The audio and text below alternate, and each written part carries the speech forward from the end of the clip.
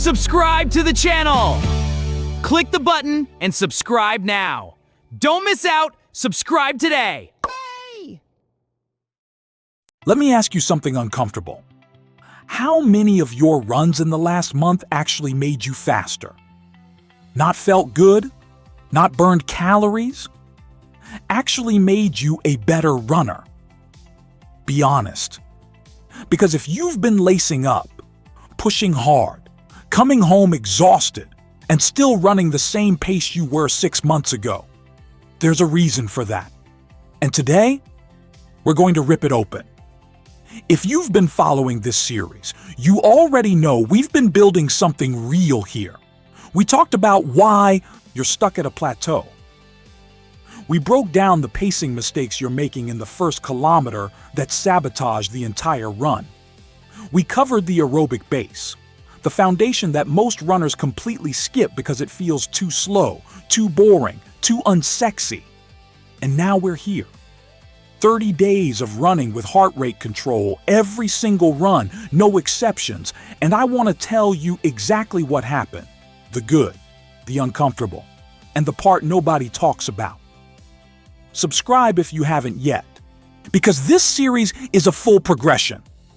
And dropping in at the middle is like starting a book on chapter 7. You're going to miss things that matter.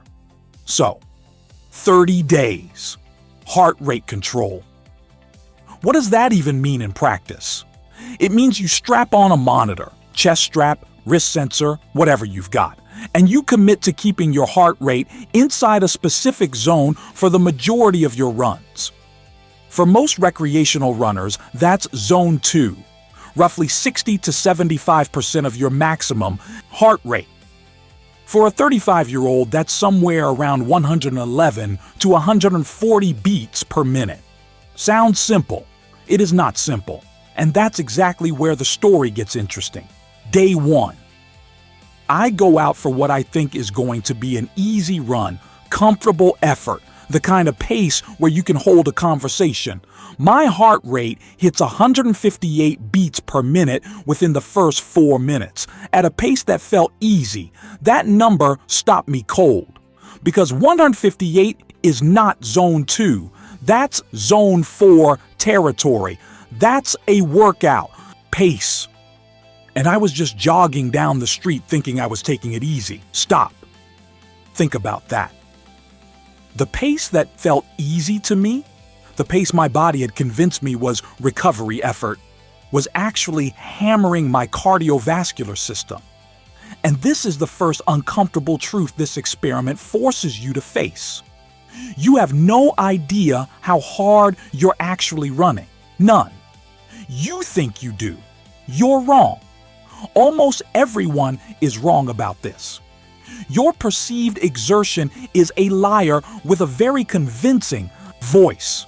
Here's what happens when you run too hard too often. Your body gets good at surviving stress. It does not get good at absorbing training. There's a difference, a massive difference.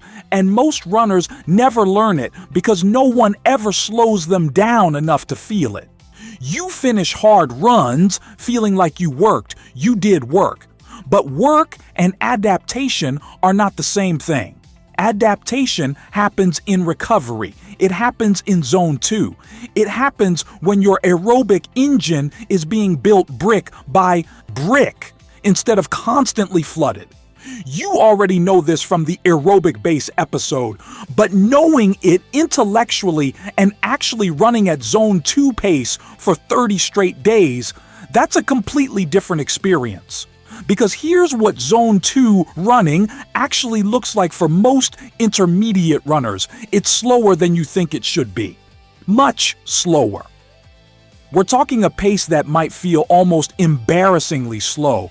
People might walk past you and you'll have to resist every instinct to speed up. Your ego is going to hate every single minute of the first week. That's not an exaggeration. Your ego will genuinely fight this process with everything it has. Day 3 of my experiment, I passed a guy who had to be in his 60s, walking his dog, and he was nearly keeping up with me. I wanted to quit the entire experiment right there. I didn't, but I wanted to. Now let's talk about the excuses, because I know exactly what's going through your head right now, and I've heard every version of these. My Zone 2 pace is too slow to be a real workout. Okay, let's unpack that. What's your definition of a real workout?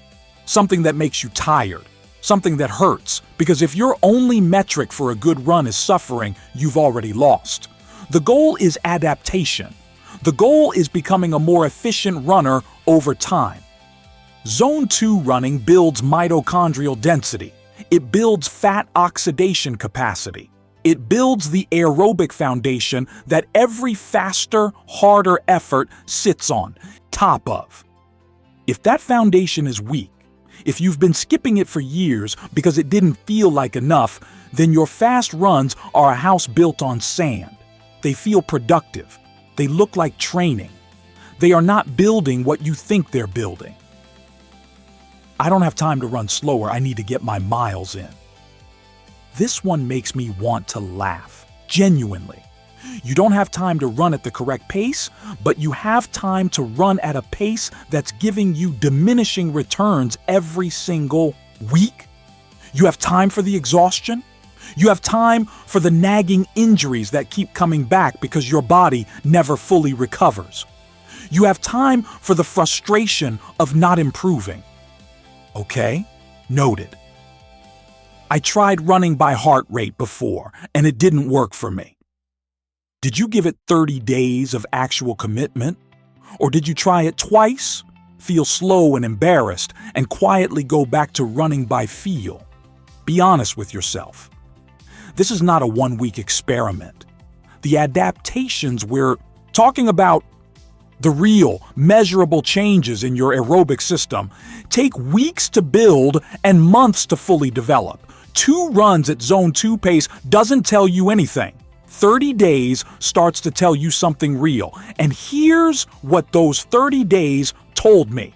Week 1 was humbling. I'll be completely honest. I felt like a beginner again. My ego took a hit every single run. I was running a full 2 minutes per mile slower than my normal easy pace just to stay in Zone 2. 2 minutes. That's enormous. And it meant admitting that my easy runs were never actually easy. They were moderate hard efforts disguised as recovery, and I'd been doing that for years. Week 2. Something small started to shift. I noticed that the same Zone 2 heart rate was producing a slightly faster pace. Not dramatic, not life-changing, but measurable.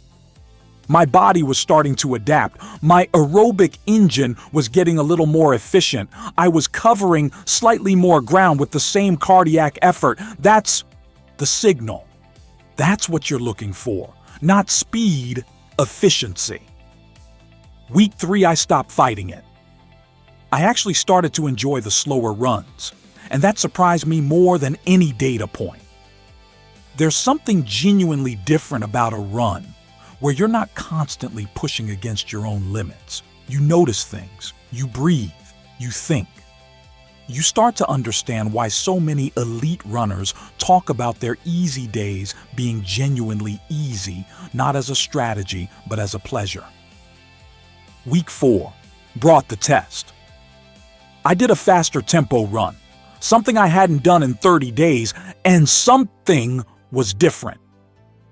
My breathing felt more controlled at a pace that used to push me into the red.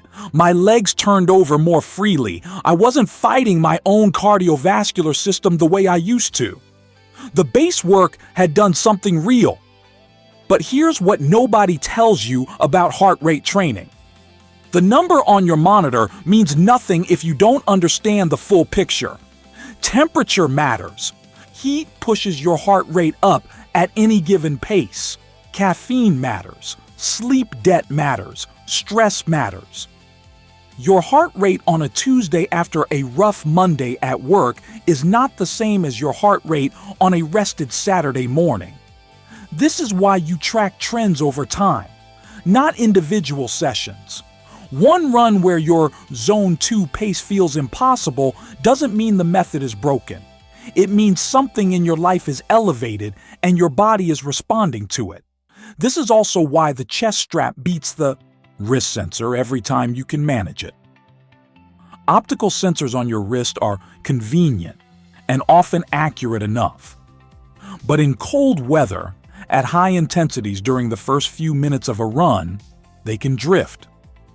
If you're making decisions based on heart rate data, you want accurate data. That's not a gear purchase recommendation. That's just honesty.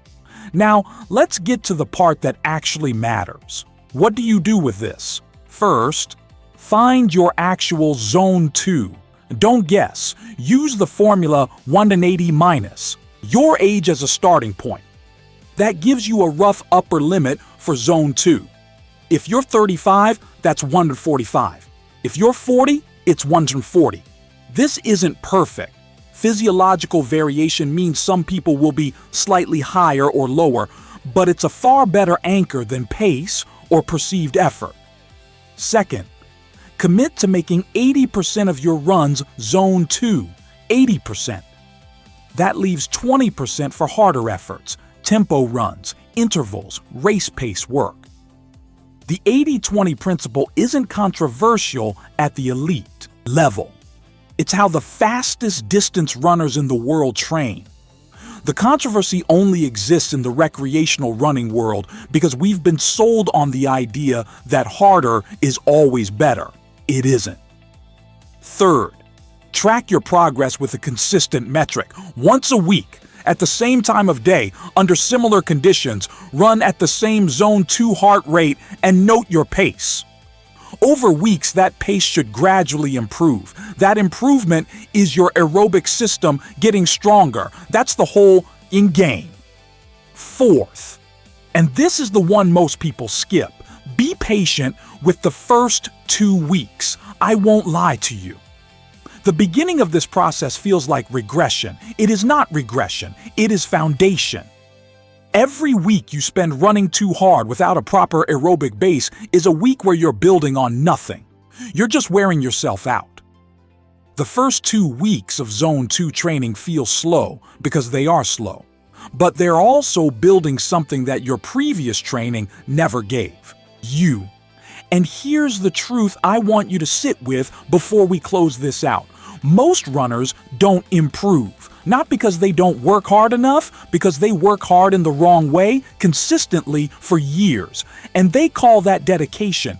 Real dedication isn't suffering through every run. Real dedication is understanding what your body actually needs and giving it that even when it doesn't feel impressive enough. You've been in this series long enough now to know that every piece of this puzzle connects. The plateau conversation, the pacing mistakes, the aerobic base, and now this. 30 days of actually running the way your body was designed to run. It all leads somewhere. And that somewhere is a faster, more capable, more durable version of you. Was it worth it? Yes, without hesitation. But the value isn't in the 30 days. The value is in what the 30 days taught me about every run I'd been doing wrong before. Here's what's next. And I need you to hear this, because this is where the series takes a serious turn. Next episode, I tried to actually raise my VO2 max. Not theoretically, not with a training plan I found online. I tracked it, tested it, trained for it specifically, and then retested. And the results were not what I expected. Some of what I thought I knew about VO2 max turned out to be completely wrong. And one of those things is probably something you believe right now. That episode drops next. And if you've been following this journey from the beginning, skipping it would be like walking out of a movie with 10 minutes left. If you're not subscribed yet, this is the moment. Hit the button, turn on notifications, because the next video is one you do not want to find 3 weeks late. And drop a comment before you go. Did you try running by heart rate before? What happened? Tell me honestly. I read every single one. See you in the next one.